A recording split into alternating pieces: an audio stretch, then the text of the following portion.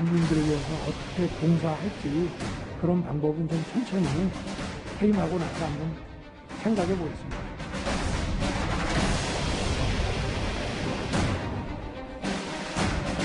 인간이 살아가는 과정에 별의 순간은 한 번밖에 안 와요.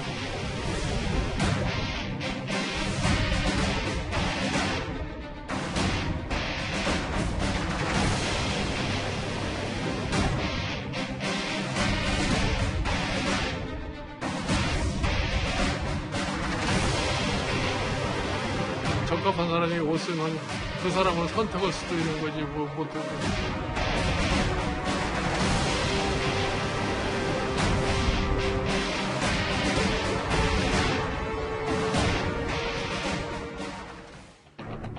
예, 오늘 뉴스탑 10은 보시는 것처럼 또다시 불붙은 윤석열 검찰총장의 대망론으로 시작을 하겠습니다.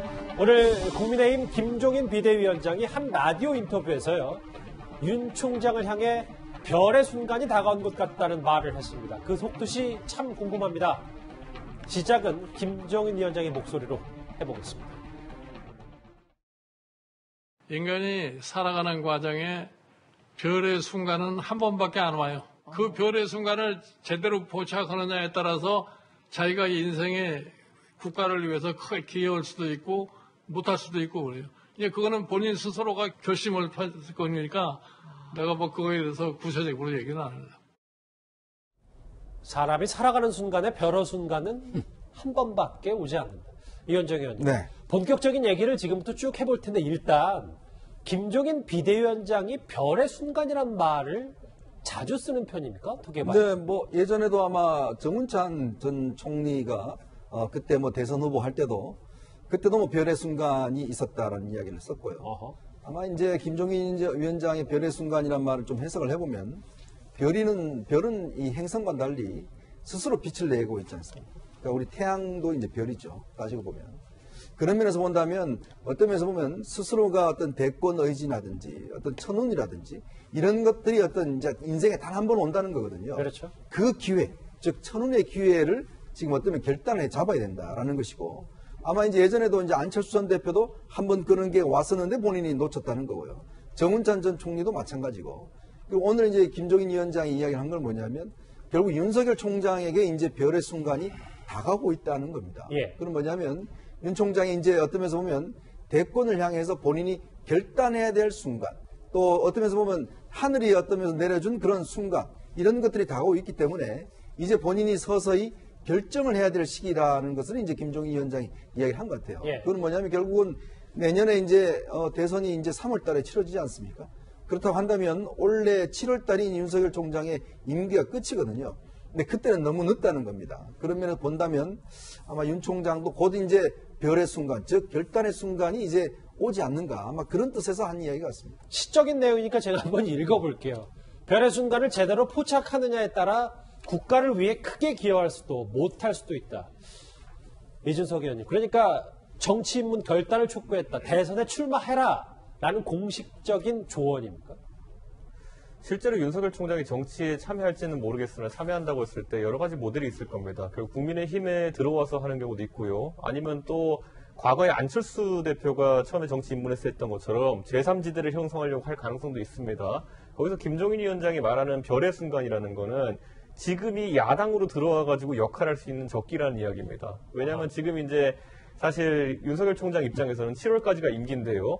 이 7월까지 임기를 하면서 더 할 수 있는 뭐 가치도 있긴 있습니다. 예를 들어 원전 수사라든지 울산 수사에 있어가지고 7월까지 성과를 낸다 그러면은 나중에 만약에 정치를 할 때 좀 더 성과가 있는 상황에서 정치를 할 수 있겠으나 그때 들어오게 되면은 지금 안철수 대표가 서울시장 선거에서 겪는 그 곤란함과 마찬가지로 제3지대에서 단일화론이나 이런 거를 맞아가면서까지 이제 제3지대로 뛰어야 되는 상황이 올 수도 있거든요. 예. 그렇기 때문에 저는 7월 이전에 결심을 하는 것도 한 타이밍이다. 이거를 지금 김종인 위원장이 보여주는 것이고 예. 그걸 한다면은 그거는 야권에 들어와라. 야권의 제1정당인 국민의힘에 들어와라라는 의미로 해석할 수 있는 부분이 있습니다. 그러니까 기회는 한 번뿐인데 인생에 네. 만약에 그 기회를 본인이 놓치지 않는다고 윤 총장이 판단했으면 김종인 위원장 얘기는 7월 전에 국민의힘으로 돌아와라. 이게 지금 별의 순간을 해석한 거다. 그렇죠. 예를 들어 예전에 반기문 총장 같은 경우에는 대선을 한 2, 3개월 앞두고 들어왔는데 그때도 보면은 정확히 어떤 당에 참여할 것인지 아니면 어떤 스탠스로 참여할 것인지 확정을 안 짓고 있다가 들어오는 과정에서 이제 문제가 생겨가지고 포기했던 적이 있거든요. 그러니까 그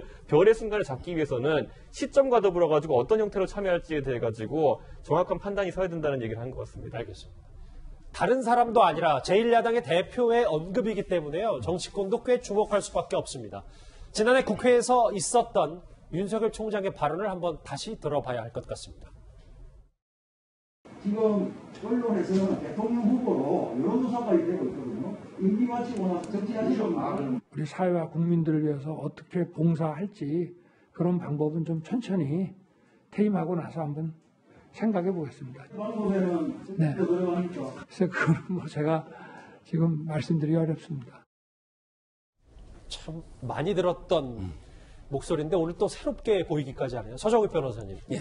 오늘 한 라디오 인터뷰 내용 말고도 신동아 보도에 따르면 김종인 비대위원장이 뭐 위의 말은 좀 뒤에서 해보도록 하고요. 윤 총장의 지지율에는 현 정부에 대한 반대 에너지가 붙어있기 때문에 쉽게 빠지지 않을 것이다. 뭐 이런 언급까지 했습니다. 아마 이제 그 윤석열 총장에 대해서 상당히 그 미묘한 변화가 있는 것 같습니다. 옛날에는 이제 그 확실하게 그 여권의 후보로 이제 인식을 했던 것 같아요. 예. 근데 그거는 상당히 타당하다 봅니다. 윤석열 총장이 그 고검의 검사로 전전할 때 이걸 이제 그 2단계 승전식에서 중앙지검장을 만들고 그리고 이제 검찰총장까지 끌어준 거는 이제 문재인 대통령이고요. 그리고 이제 그 이후에 탄압, 오히려 징계라든지 예. 이걸 통해서 지지율을 끌어올려준 것도 역설적으로 현 여권입니다. 근데 지금은 이제 그 김종인 위원장이 볼 때 처음에는 이제 여권의 사람이었지만 그렇지만 최근에 그 지지율은 대부분 이게 반정권, 반문 세력 이분들이 윤석열 총장을 많이 지지하고 있습니다. 그래서 이제 그 사석에서는 상당히 정권에 대한 반대 에너지가 윤석열 총장을 지지하고 있기 때문에 쉽게 지지율이 빠지지 않을 것이다. 이런 이제 그 표현을 하고 있거든요. 예. 이 말은 제가 볼 때는 상당히 그 우리 여차하면 야당의 국민의힘이 후보가 될 수도 있다. 이런 게 뉘앙스로 느끼고요. 그런데 이거는 저는 안철수 후보에게 견해한 걸 봐요. 왜 그러냐면 이게 김종인 위원장은 사석에서 나는 이제 보궐선거 끝나면 호련이 사라지겠다. 김종인 위원장은 이게 보궐선거가 관심이 있지. 대선은 본인 인기와 관계없거든요. 따라서 이제 윤석열 총장을 국민의힘으로 올 수 있다는 말은 안철수 후보 덕에 국민의힘으로 들어오든지 최근에 그 당대당 통합을 견제하는 이런 메시지가 아닌 게 보입니다. 박성현 부대변인께는 질문을 그럼 두 개를 좀 드려야 될 것 같은데 여기 잘 나와 있는 것처럼 정말 김종인 비대위원장 말 맞다나 윤 총장 지지율이 순간적으로 빠지지 않을 건지 혹은 다음 장에서도 만나볼 7월 이전에 윤 총장이 야권으로 흡수되는 결심을 할 건지 어떻게 좀 보십니까? 예, 뭐 사실은 그 야당의 일이라서 뭐 이렇게 뭐 자세히 말씀드리긴 그렇습니다만 제가 보기엔 그렇습니다. 일단 그 국민들이 말씀하시는 어떤 그 지지율이라는 거 여론조사에 나타나는 그 수치는 정확하게 윤석열 총장을 대권 후보로 불러내는 이런 지지율인지에 대해서는 뭐 좀 더 검토가 필요합니다. 사실은 다른 여론조사에 보면은 이제 윤석열 총장이 대권 후보로 나와서는 안 된다. 또는 뭐 정치를 해서는 안 된다라는 여론도 상당히 높습니다. 예, 그래서 지금 이 장면은 그 아까 잠깐 이야기가 나왔습니다만 그 국민의힘이라는 그 정당의 어떤 현재 어떤 부박한 상황이 부박하다는 말이 좀 가볍고 뭐 날린다는 뜻이죠. 예. 그래서 그 정당 스스로가 어떤 큰 선거에 후보를 낼 수 없는 이런 상황에서 이제 안철수 후보가 서울시장 후보로 이렇게 치고 나오니까 그때 이제 국민의힘 그 여러 중진들까지 막 심하게 흔들리지 않습니까? 그래서 본인이 이제 그 공기를 잡는다고 잡고 있습니다만 이게 쉽지 않을 겁니다. 이제 이런 상황에서 이제 윤석열 총장을 언급함으로써 그 이제 뭐 자신의 존재감 이런 걸 다시 한번 드러내고 싶어서 그런 것 같은데 윤석열 총장이 어떤 사람입니까? 검찰총장이고 얼마 전까지 법무부 장관과 심하게 갈등하면서 검찰총장이 임기제 지금 총장이다라는 것을 강조하면서 정치적 중립을 강조하지 않았습니까? 그런 사람을 물론 시장에서 이제 흥미로운 주제로 윤 총장을 이야기할 수 있으나 야당의 대표적인 사람이 윤 총장을 저렇게 노골적으로 불러서 되겠느냐 뭐 이런 생각이 좀 듭니다. 이게 참 안타깝고 어떻게 보면 이제 검찰의 정치적 중립 현재 검찰에 못 맡고 있는 그 후배 검사들이 보기에도 좀 허탈하고 뭐 낯도운 일 아닌가 생각이 듭니다. 알겠습니다. 박성현 부대변인 그런 시각을 갖고 계시군요.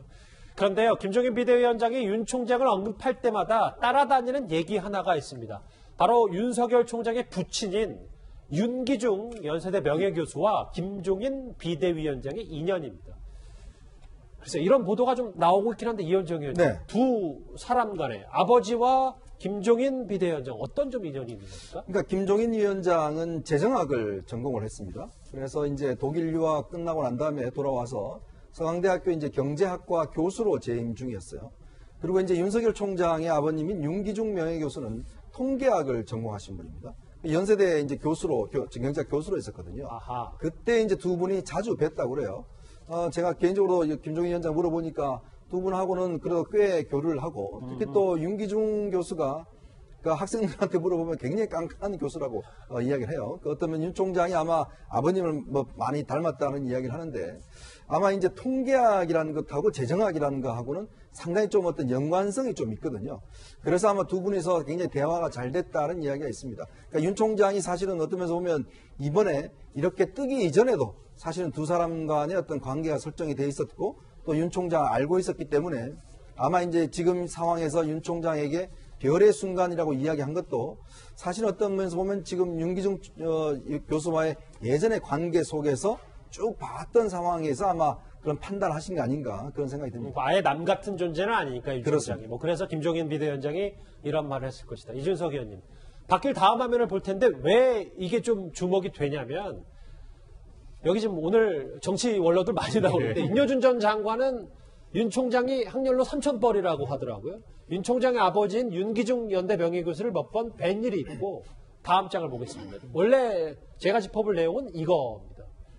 윤 총장이 초기에는 정치할 생각이 없다고 그러더니 최근에 다시 물으니 지금은 반반이라고 할까라는 말을 들었다. 이것도 뭐 전언입니다만, 이걸 좀 저희가 어떻게 받아들이는 겁니까? 사실 그러니까 윤석열 총장이 이제 정치를 하려 그러면은 세력이 있어야 되는 것이 사실인데, 저는 그렇다면은 대한민국에서 뭐 삼지대론을 할 것이 아니라 그러면은 보수냐 진보냐 진영을 선택해야 되는 것이거든요. 근데 지금 상황 속에서 윤석열 총장이 정치에 참여한다 그러면은 어느 진영으로 참여할까에 대해 가지고 지금 원로들이 나서가지고 선제적인 발언을 하는 겁니다. 예. 그래가지고 이제 사실 윤석열 총장이 결심을 했을 때 이 모양새가 선택하는 모양새가 자연스럽게 하기 위해 가지고 지금 이런 사전 정지 작업을 하고 있는 것인데, 실질적으로 저도 사석에서 그 김종인 장관과 얘기할 때, 김종인 위원장이 얘기할 때 저한테 윤기중 그 명예교수에 대한 얘기를 하신 적이 있습니다. 그렇기 때문에 실질적으로 윤석열 총장에 대한 어떤 대권 후보로서의 관심은 존재하는 것으로 보이고요. 예. 그 윤여준 장관 같은 경우에는 또 이 충청대망론이라는 것에 대해 가지고, 왜냐하면 아까 선거에 있어서 필요한 건 세력이라고 했는데, 그 중에 이념적 세력이 하나 필요하다고 하면 그 다음에는 지역적 기반이 있는 것이 좋거든요. 예. 근데 윤석열 총장 본인은 이제 서대문구 출신이기 때문에 딱히 이제 지방에 연고가 없는 상황이지만, 서울 출신이죠. 예. 아버지가 이제 사실 충청도 논산 출신이라는 것은 여기에 이제 끌어대가지고 어쨌든 충청 대망론과 엮을 수 있는 요소기 때문에 원로들이 이 부분을 언급하는 것으로 보입니다. 알겠습니다.